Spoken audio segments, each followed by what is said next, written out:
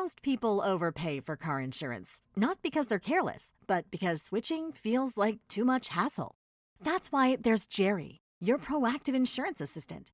Jerry compares rates side by side from over 50 top insurers and helps you switch with ease. Jerry even tracks market rates and alerts you when it's best to shop. No spam calls, no hidden fees. Drivers who save with Jerry could save over $1,300 a year. Switch with confidence. Download the Jerry app or visit jerry.ai/Libsyn today. That's JERRY.ai/LIBSYN. Hey, Rifters, welcome to the show. Subscribe, rate, review, tell a friend, tell an enemy, tell somebody, tell your therapist, tell your doctor, tell your Starbucks lady at the Starbucks, tell your manager, tell your boss, tell your father, tell your sister, tell your brother, tell they, them people, tell anybody and everybody. Reza Rifts. I don't want to leave anyone out. Anyways, we got a great show today. Subscribe, rate, review. I'm very excited. This is an actor, comedian, rapper. You can hear him on the new TV show or old TV show that's just been brought back, King of the Hill, which is now out on the streaming. Anthony Citric Campos will be here via Zoom. So, enjoy. From Hollywood, California, welcome to Reza Rifts with your host, Keith Reza. Hey, Anthony. How are you, bud? All right. How you doing? Can you hear me? Yeah, definitely. Whoa, you got the full podcast studio behind you. Yeah, man. What is this? I had to do a little home setup here at the house because sometimes they'll do podcast interviews or sometimes I get to do voiceovers for other stuff from home.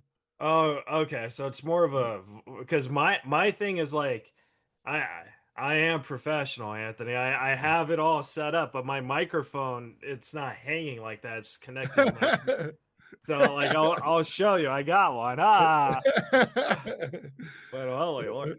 But no, that's probably better for voiceovers because you could probably just read your lines and like. Yeah. Okay, cool. It's easier to adjust the mic. I can move it around any way I want. Yeah. Well, hey man, it's good to meet you, pal. Likewise, bro. Yeah. So I wanted to ask you before we already started, but before we deep dive into your career, do you prefer to go by Anthony or Citric? Because I personally love Anthony. Yeah, Anthony's fine. Yeah. Oh, okay. But I also love Citric. Yeah. Yeah, I tell people, whatever, how you want, I don't, as long as it's not collect call, Yeah. But we should talk about the nickname Citric because I don't know if a lot of people know this, but it's a form of acid which is in everything. So like, how did you get this nickname? Because like citric acid is pretty much everywhere, right? So yeah. So back in the early days when I first started, in entertainment business, I was doing hip hop. And I was going out to all these different house parties and, and just get on the microphone. My DJ would DJ all these house parties. We get on the mic, put on an instrument, I get on the mic and we do our thing.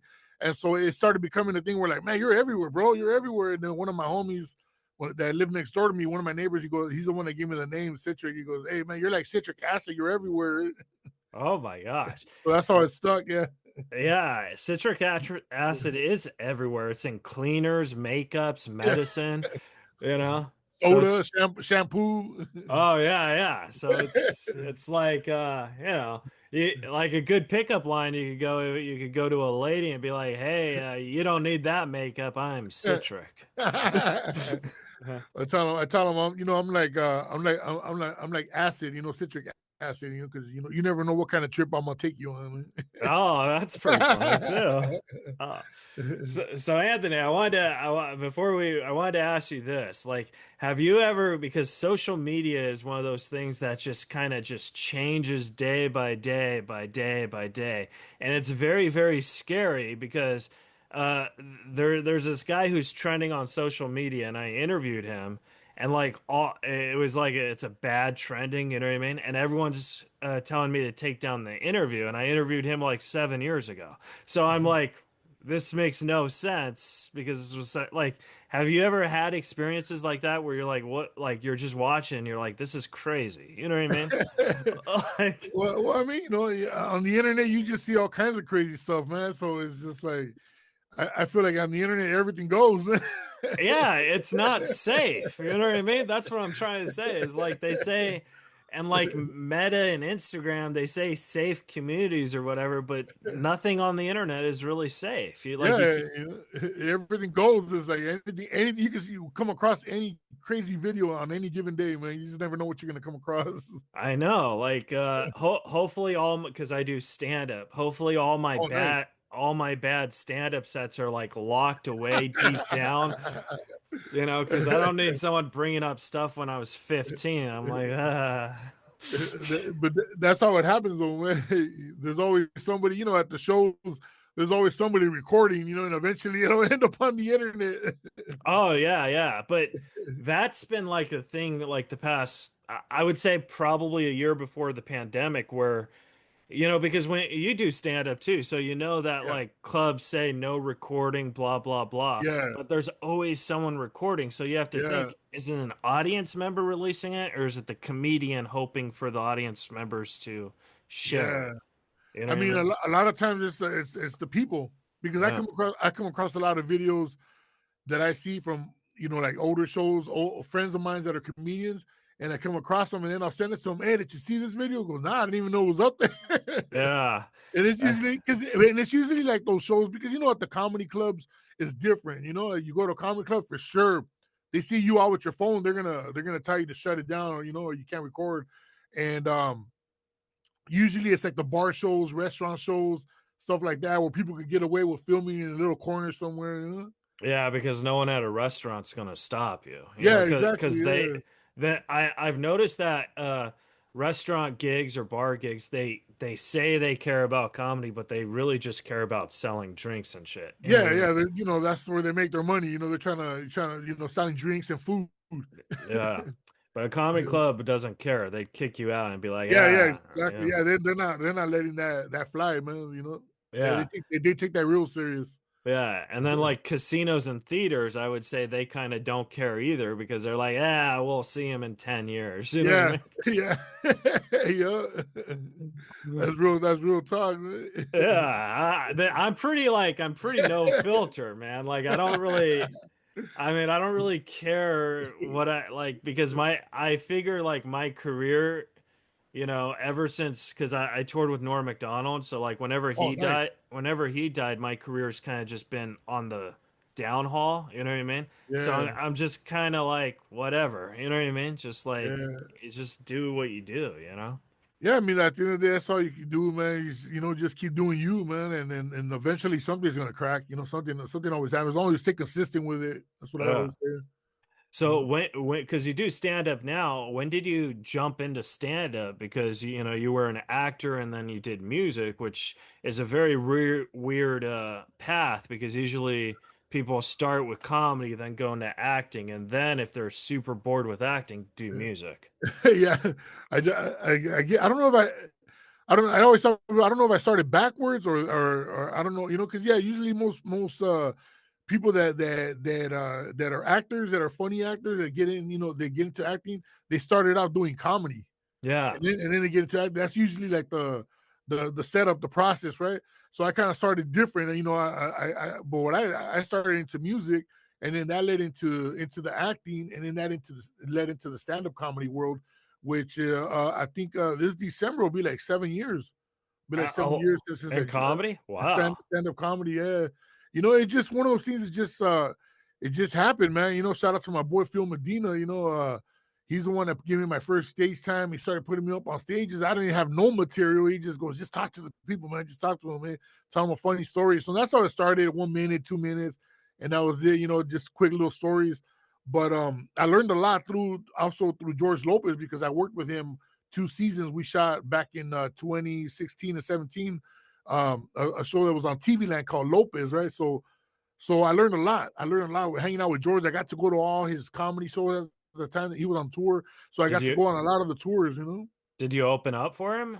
No, because at that time I wasn't even doing stand-up yet. Oh. Yeah, I was just hanging out with him, and he was teaching me, like the process, basically the timing and all that stuff. Because he was teaching me the same thing when we were on set, because he had already done obviously a few TV shows, movies already. So, and I had done a couple movies, but I wasn't seasoned like the way obviously George was, So he was teaching me a lot of the timing on set. And then on tour, when we were on these tours, and I get to go to a lot of his shows, he was showing me, his showmanship, was different obviously from television to the stage, so I got to see a lot of that, and so I learned a lot, man, just hanging out with him. And of course, I got to hang out with like Cedric Entertainer and Eddie Griffin and rest in peace Charlie Murphy, so Oh I my God. so I got to hang out with all these legends, man, and it was just with D.L. Hughley, so it was just a crazy learning experience, man. Just to be in the room with these guys, man, and just hearing these old stories, man. And they would tell me like old stand-up comedy stories from back in the days, and old green room stories, how that goes. It's funny you bring up Charlie Murphy because I feel that, because everyone, if you ask someone, hey, what's your Mount Rushmore of comedians, there's a good chance they're going to say Eddie Murphy. But the truth is, Eddie Murphy only did stand up for like 4 years and he had those 2 specials. Yeah. So like, he hasn't done it since. Charlie Murphy was doing it all the time. Yeah. And for my buck, he was way better than Eddie Murphy at stand up. You know what I Yeah, mean? he was hilarious, man. And even in the movies, the stuff that everything Charlie Murphy was, any role that he got, I always thought he was hilarious. Yeah. I always So thought he was funny. it's so weird because like guys like that, because I asked Charlie Murphy to do the podcast and then, 2 weeks later he died. So we never did it. And like, same like with Ralphie May and John Panette, you know what I mean? Like I have a history where like maybe I think I shouldn't ask people anymore. But Man, it's messed up, but yeah, it happens though, man. yeah, but the timing was off, man. Timing was way off.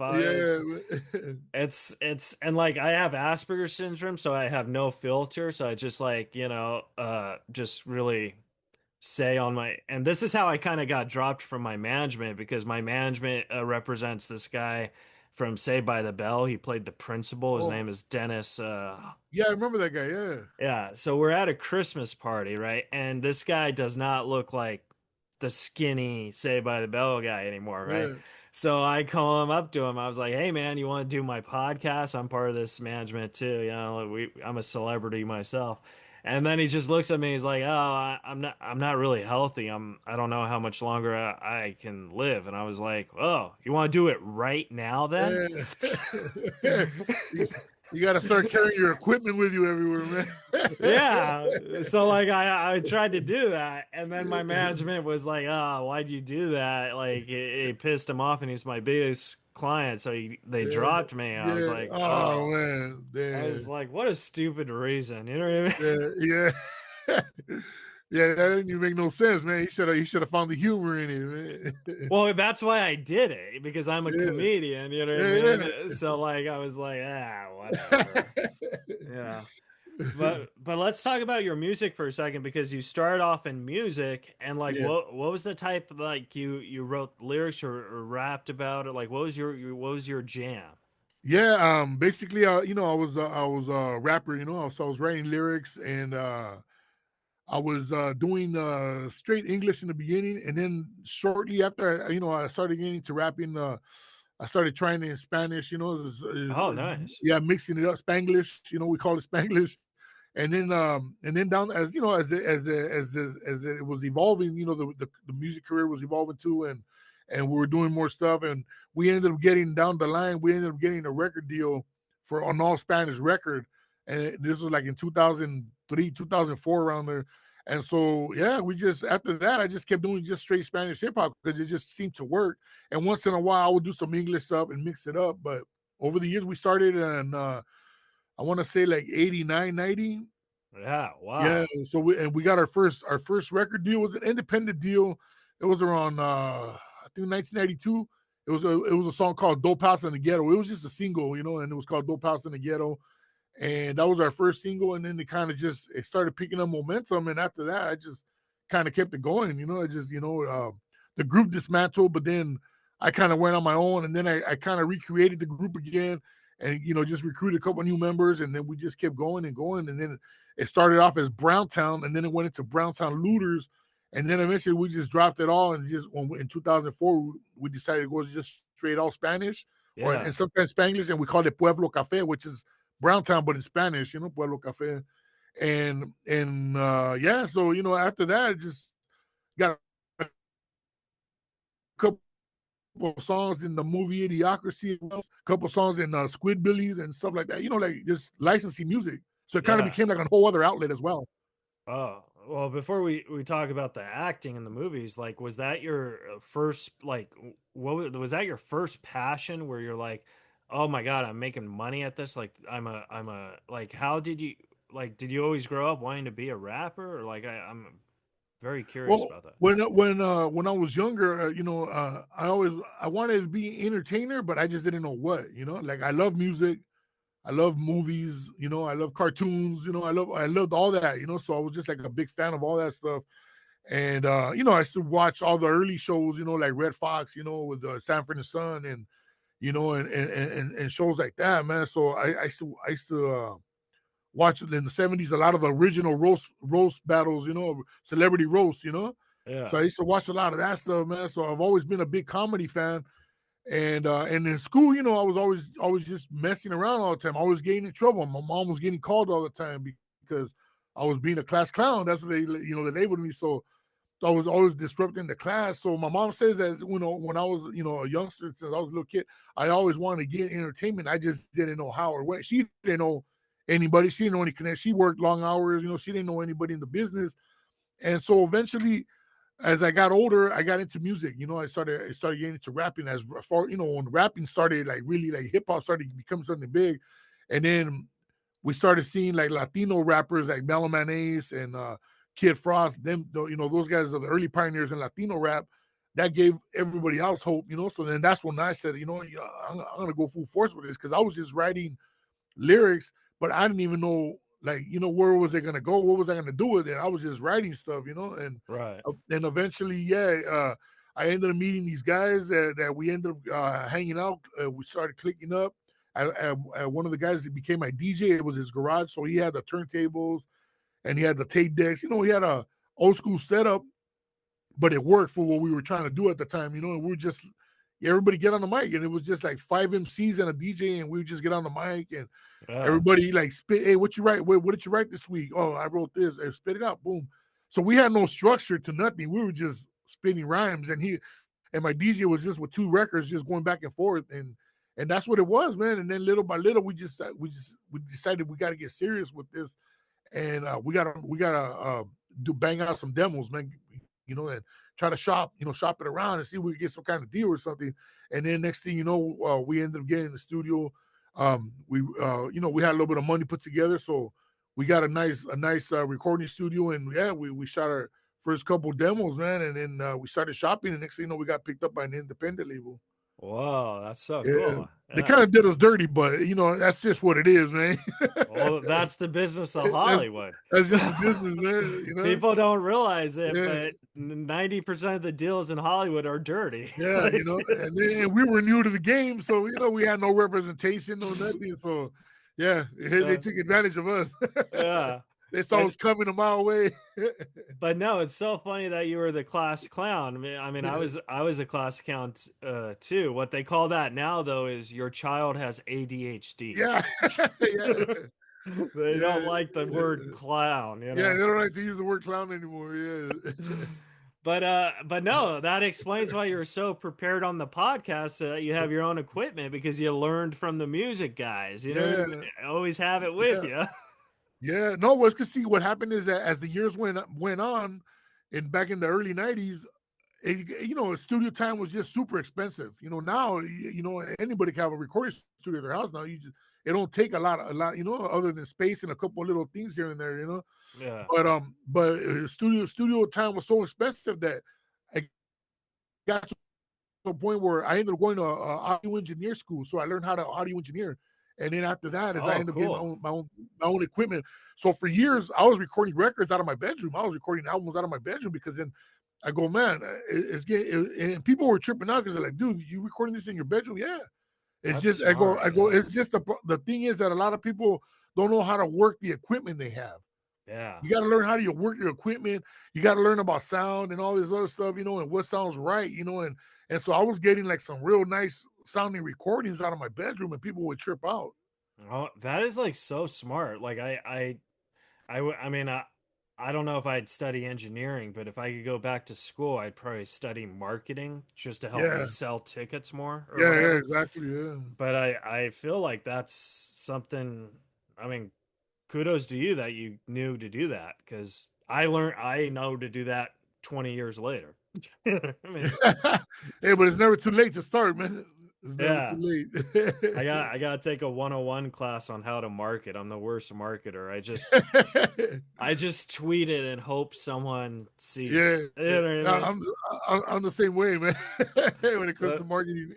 Original slogan. Hope someone sees it. So then you met Mike Judge, and he kind of changed your life in a way. So like, how was that story? Yeah. So getting to 2004, I think was it 2004 or 2005, I believe. Somewhere around there is where I met Mike. So I get this call from a friend of mine that runs a website called brownpride.com at the time. His name is Sal Rojas, and he was running that website, and so it was just a website about Latinos and hip hop, rock, you know, just from all over the world, Latinos, you know, it was dedicated to that. So everybody had their own little page on there. It's kind of like a Facebook, MySpace, you know, type of thing, you know. But that was way before social media, you know. So the people from the movie Idiocracy reached out to him, and they asked him, goes, hey, they saw my mug on there, and they came across my profile, and they asked, how can we get a hold of this guy? We wanted to see if he's interested in coming in for a reading for a Mike Judge film we're working on. And he goes, well, just give me all your info, and I'll relate it to him, you know. And he hit me up, and he told me, you know, hey, some people, you know, hit me up. And at first I wasn't going to go. I wasn't really tripping, because at that point I wasn't trying to be an actor, because we had just signed a record deal with that Spanish record label, and we were getting ready to go out on tour. They had a whole press tour ready, and they had you know, we were going to do obviously a promo tour. So you know, they had everything set up. And so my focus wasn't trying to be an actor. We were getting ready to, you know, go out there and just do what we were doing, you know, for the past 10, 15 years, you know, which was music. And so I ended up going. I went, and I met the casting directors and the people there, and they thought I was great. You know, they liked it. And then a couple of days later, I get a call, and then they say, hey, Mike Judge saw your video, and he thought you were funny, and he wants to come in town. He's coming into town in a couple of weeks, and he wants to have a reading with you. You want to come back in, if you could come back in and sound with Mike, you know, and it's having the reading. And I was like, yeah, cool. So they set it up. Mike comes in a couple weeks later into town, you know, because all the casting was done in LA, but he was living in Texas at the time. Comes in, I meet him, you know, and obviously I already knew who he was, you know, Beavis and Butthead, and you know, he already had that going, you know, he had King of the Hill going already. And so we met, and we chopped it up, and we just hit it off real good. And he had me read for like 3 or 4 other different characters. And then he had me read for the Secretary of Defense for Idiocracy, you know, as well. And so I didn't know what character I was going to get at the time, but I get a call like 2-3 months later, and then they call me up, and the casting department calls me up. They go, hey, you got the job. And I go, what job? You know, for the film you auditioned for, the Mike Judge film. I'm like, oh, that film. Oh, yeah. So I, you know, and so I was just like, it didn't hit me till after, like later on that evening, it hit me like, oh man, yeah, I'm gonna be in the movie, you know. So I was just like tripping out. I didn't know what to expect, because I had never. That was my first time auditioning like that. I had never auditioned in my life, so that was my first time auditioning, and that was my first time being in a big production movie, because I've been on set in a couple other productions, but it was just like small little independent productions, and I was just doing like background, you know. Yeah. And I just got in there, you know, like, because somebody goes, hey man, we need a couple of big looking, gangster looking fools in the background, and you down to work. it pays like $75 for the day. I say, yeah, let's do it. Did So you it was- say? Did you say after I'm done being a gangster at my other job? Like, yeah, yeah. but talk about that feeling. You gotta leave you from being gangster once, go gangster on another side. But talk about that feeling, because you said it that you didn't want to go, but then something inside you just said, "Hey, okay, I'm gonna go." Like, what was that feeling like? Where like you decide, "Okay, I'm gonna do it." Like, because that's a magical feeling. A lot of people don't understand that you should always trust your gut and not necessarily your heart. Yeah, yeah. I mean, it was like going back to that day. I was super nervous because, like I said, that was my first audition, first movie, never done anything like that. So I was like Yeah. super nervous, and that was maybe one of the things too. I was getting cold feet at the last minute because at the last Yeah. minute I was hiding out. I wasn't gonna go the last minute, and they already had on my flight. They had a limousine outside waiting for me outside my house. They coming to pick me up, and I was just like, man, I got cold feet because I kept thinking, what if my judge got the wrong guy? I don't want to make him look bad. I don't want to make my peoples look bad. It's like I'm going out there representing all my people out here. So I'm like, dude, I don't want. Like, that's the last thing I want to do. I kept thinking to myself, I think my judge got the wrong guy, man. Maybe he got me confused with another audition guy, or I don't know. So that's what kept going through my head. It's Right. and then, but that day, Mike called me. Everybody was calling me, trying to get a hold of me. My manager at the time, my music manager, goes, "Hey, Anthony, you gotta go, man. They're waiting for you out there. They're waiting for you in Texas because we filmed in Austin, Texas." So I was out there for like a month, and they kept saying, "You gotta go. You gotta." And then my boy, rest in peace, my one of my rap partner at the time, Brown Widow, he says, "Bro, this is my." He called me up too. He goes, "This is my judge, man," because everybody was calling everybody. Where is he at? They kept calling my house, my cell phone. I wasn't picking up, man. Yeah. And because I was like super scared, man. I got like cold feet, man. And so I almost didn't go, man. And then my boy kept telling me, goes, "Dude, this is my judge, man. This is like a whole nother opportunity for you, man. You never know where this is gonna take you, man. You gotta go." My manager kept telling me, "You gotta go, man." And so I finally opened the door, man. Long story short, I ended up in Texas. It's And one of those amazing stories where peer pressure was actually worked out in your favor. yeah. You know what I mean? Yeah, man. And I'm So, glad I took the opportunity, man. yeah. Now, I'm not saying to the listeners that you should always give in to peer pressure, but I'm saying there's some times where you gotta, Yeah. you gotta do it. Yeah, some opportunities just make sense, It's like Yeah. you just gotta go for it, man. Yeah. Now, if they try and get you to do heroin or something, say no. Yeah, that's totally different, man. Totally different versus an audition, but yeah.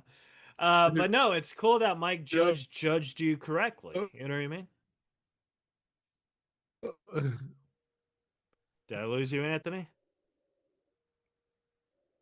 No, I'm here. Can you hear me? Yeah, yeah. Can you hear me? I could hear you. Can you hear me? Yeah, I'm here. Okay, cool. Yeah. But no, I can hear you. Yeah, it looked like it was breaking up for a little bit. Yeah, maybe I gotta pay my internet bill. I apologize. But what I said is it looked like Mike judged you correctly because it changed your entire career, and now you're on the King of the Hill again. You know what I mean? Yeah. Yeah. Yeah, so that's been a crazy ride too, man. Like I had already experienced doing voiceovers because when we were doing Idiocracy, Mike asked me, he goes, "Hey man, I like your voice, man. Hey, would you be down to be on one of the episodes of King of the Hill? I got this part. I think you would fit right in." And it was a part where I'm playing Enrique's brother-in-law. Enrique was played by Danny Trejo in the early seasons. And so I had already experienced that a little bit, but then when I got the call for this one, with the actual character and it's a recurring role, I was just like, man, I was ecstatic, man. This is like this is another dream come true, man. You know what I'm saying? There's another dream come true to be able to do voiceovers. Were you like, bring on the cheddar? Yeah. But no, so like I apologize. I haven't seen King of the Hill in like, I don't know, 6 or 7 years ago, so I don't really remember how it ended and how it came back. So can you kind of talk about Like, is it just a recurring thing, or is it like a reboot, or? So basically, you know what? I'll be honest with you. The last episode that was because they shot 14 seasons, the original King of the Hill. I don't remember exactly how the last episode. I got to go back and watch that last episode. It closed out, but what happens is that now they're older, Yeah. so it just kind of like Peggy and Hank. Hank, retired. Peggy, they retired. Or I think they moved to Saudi Arabia. Actually, they moved to Saudi Arabia. So that's how it opens up on season 14, which was last year's the revival, right? Yeah. And so they moved to Saudi Arabia, and Hank Hill was working out there for a while, and then they ended up coming back to Texas, and he retired. So now he's retired, and and he's trying to rebuild his life. But now they're all older. Bobby's like 20, 21, something like that. He's co-owner of the restaurant where I work at with him, so I'm like, yeah, so I'm for 20 years old. Wow. Yeah, he's like 2021. So yeah, so him and Chain, they opened up a Japanese German infused restaurant, So yeah, and I'm the sous chef in there. It doesn't matter as long as you got that cheddar. Yeah.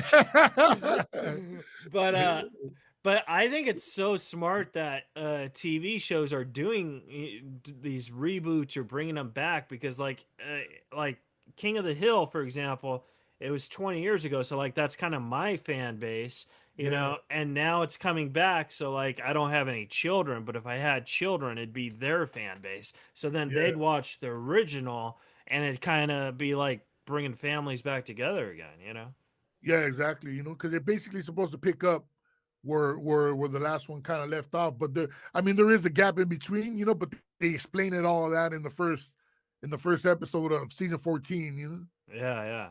Man, that's so cool, man. They gotta bring back, like, what's a show that you really love that they gotta bring back, that they gotta do this to? Man, there's so many shows, man.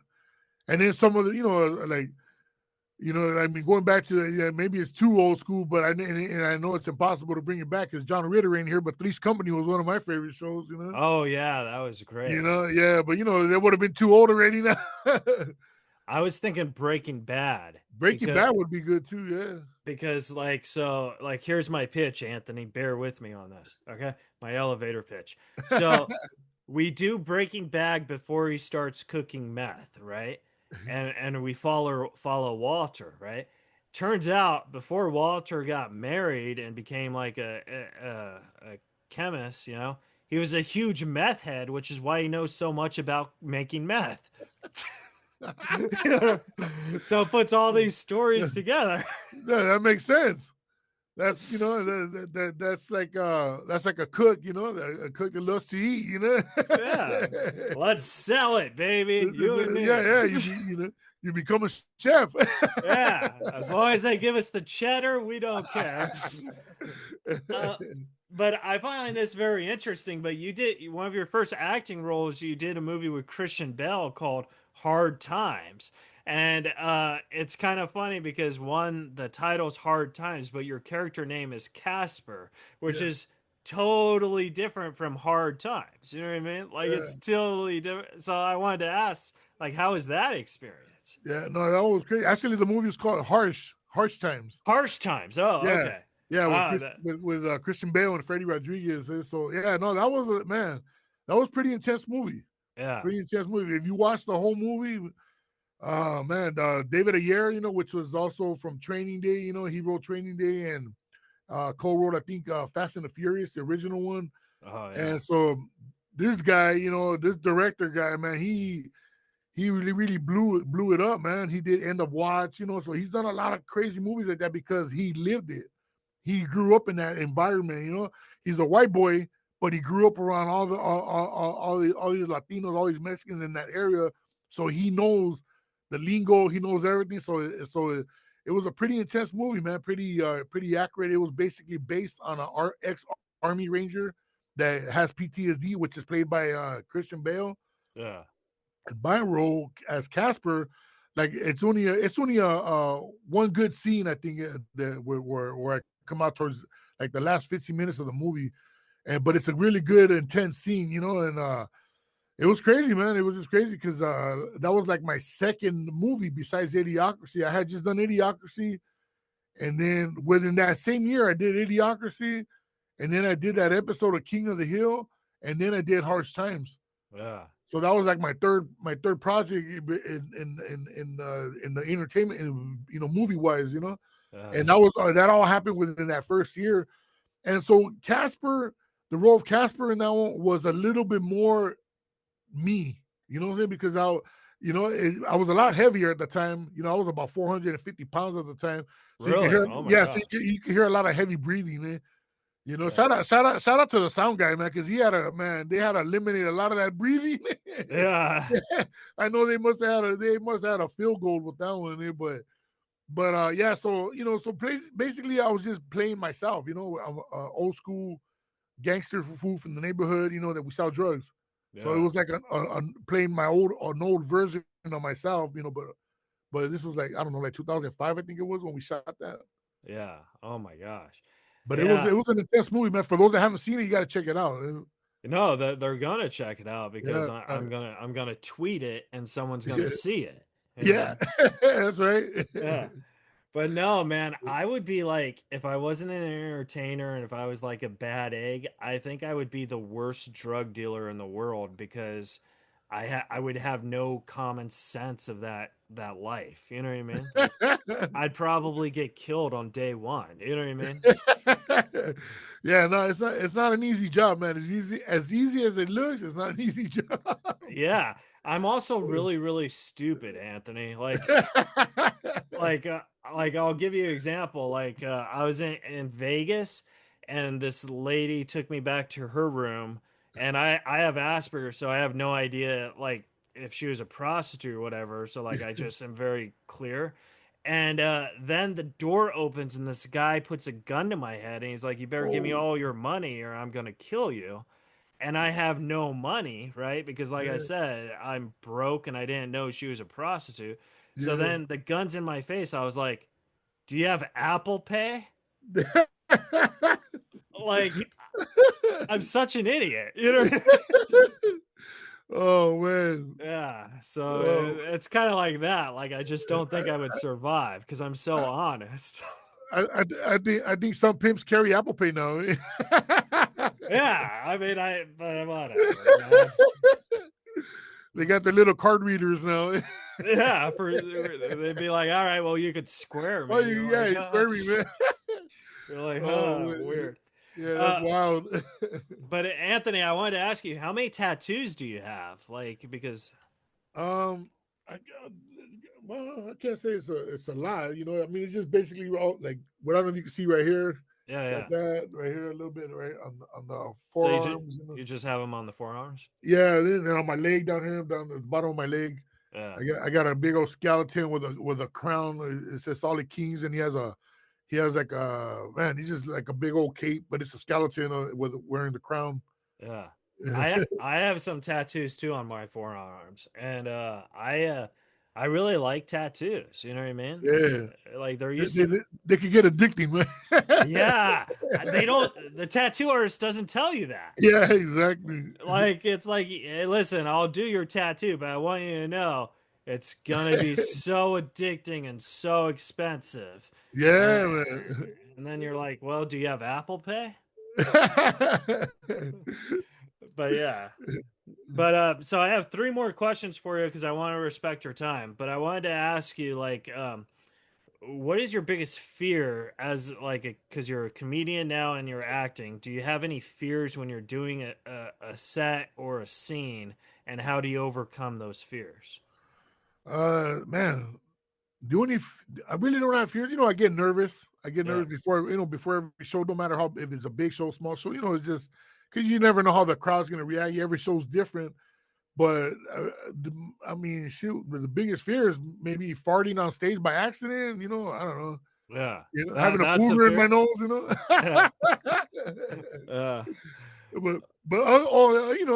And other fears. If I forget, okay, what comes next, the transition, but for the most part, I've been pretty cool with that. And if I do forget something that then I'll end up improvising with something else. So thank God it's been all right on that. But yeah, I really don't have no more, like I could say that I could fear anything other than just farting on stage by accident and it's gonna hit somebody in the front row, man. And then Yeah, then they're filming it and they yeah, post it. I Yeah. feel bad.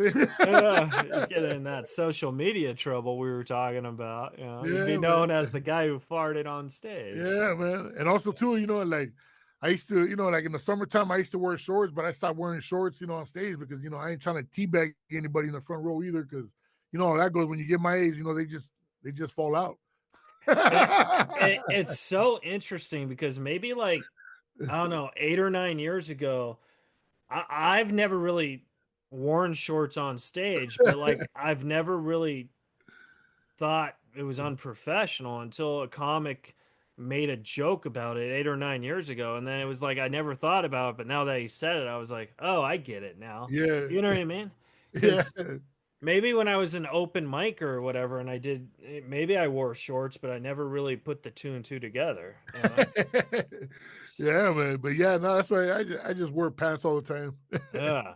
But why is that so bad? Like, I mean, what if you like wearing shorts? What's wrong with that? I guess it depends where you're at too, Yeah. Depends on where you're at, and the humidity, the Yeah. Like if weather, you're in, if it's too hot, like what are you gonna do? if you're in Texas, you want to wear shorts. Yeah, You know what I mean? I'd be like, hey man, be lucky I didn't come out in my boxers because that would have been a whole other ugly situation. Then you would be trending again as the guy who came out with boxers. Yeah, like rubber ducks on the boxers. It was like, man, that's all bad. Now, this next question has nothing to do with you, but I want to ask your opinion. So, I was watching a documentary about the world wonders of the world. Uh-huh. And one of the things they brought up is like the pyramids in Egypt and stuff and how they were built and stuff. And the truth is we have ideas, but we really don't know how these were built. And I wanted to ask you, Citric, in your opinion, how were these things built? Oh man, that's a good one because shoot, I have that same question too. It's like there's so many theories, man. Some people say aliens helped, Yeah. So because you think about those big old blocks, but then again, I know they had good engineering, even though it wasn't modern engineering. But I know they had ways to do things. So man, my greatest guess would have to be, hey man, aliens helped. Yeah, exactly. Some way, So you watch it and you think this is so fascinating because maybe you're right, they didn't have the best engineering, or maybe they had the best engineering because they're not falling down. You know what I mean? Like people have tried burning them, it's not working. Yeah. But so I think in like 5,000 years from today, you and I will be dead and in heaven, so this won't affect us. But they come up with these things called time machines, right? And they go back in time and they build it, and then they jump back into the future and they're laughing at us because we don't know how they build it. You know what I mean? And they're just like, the 2026 is full of idiots. Look at them. You know what I mean? That sounds like Idiocracy Part 2. I'm trying to pitch it to you.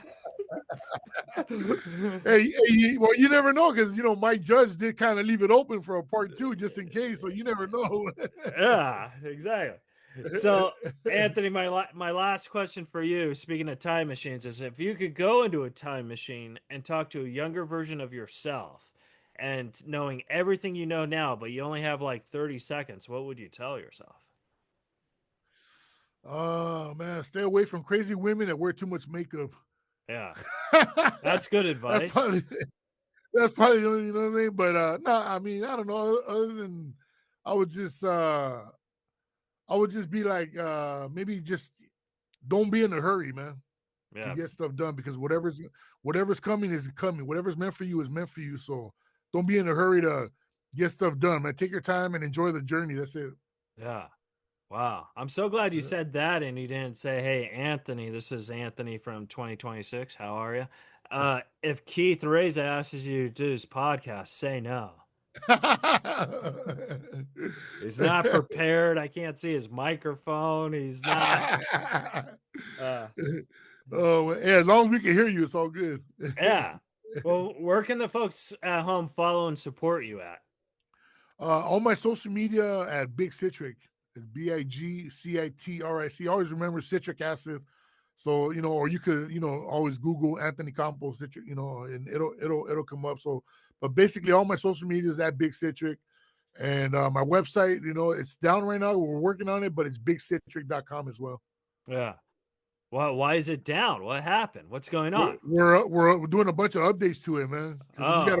We just trying to get a couple different pages going. The merch page, and we also got a headphone company that I partnered up with. So it's called Obsidian Headphones. So we're kind of trying to merge the website for Obsidian Headphones with my page, so you're able to purchase headphones as well. Oh my gosh, I would love to purchase headphones because these are like the Sonys. I need a new brand. You know what I mean? I want to try a new brand, so I'll buy one when the website's up. Yeah, it's pretty much almost up, So yeah, but we're about to go hard with all the promo and stuff like that, man. Cool. Well, hey, Anthony, thank you so much for being my best friend for 45 minutes. I really appreciate it. Hey, anytime, man. Hit me up. And if you're ever in Los Angeles, let's go get a chicken. Hey, right? A rotisserie or a fried chicken? Well, whatever you want. We could even find one on a farm. That'd be fun. Or we go to the old Pioneer Chicken in Boyle Heights. Exactly. Yeah. All right, Anthony. Well, have a great day, bud, and keep doing you. And King of the Hill is, it's going to be great. And we're going to pitch that sequel together, and Breaking Bad, the prequel. We got things going on, you and me. Yeah, that's right. Right. We're going to say, give us that cheddar. That's right. Make it rain. All right, Anthony. I'll talk to you later, buddy. All right, man. Thank you for having me on, bro. Yeah, talking to you, man. For sure. All right, guys. That was the episode. Subscribe, rate, review, tell a friend, or tell an enemy. And we'll see you guys next week on Reza Rifts.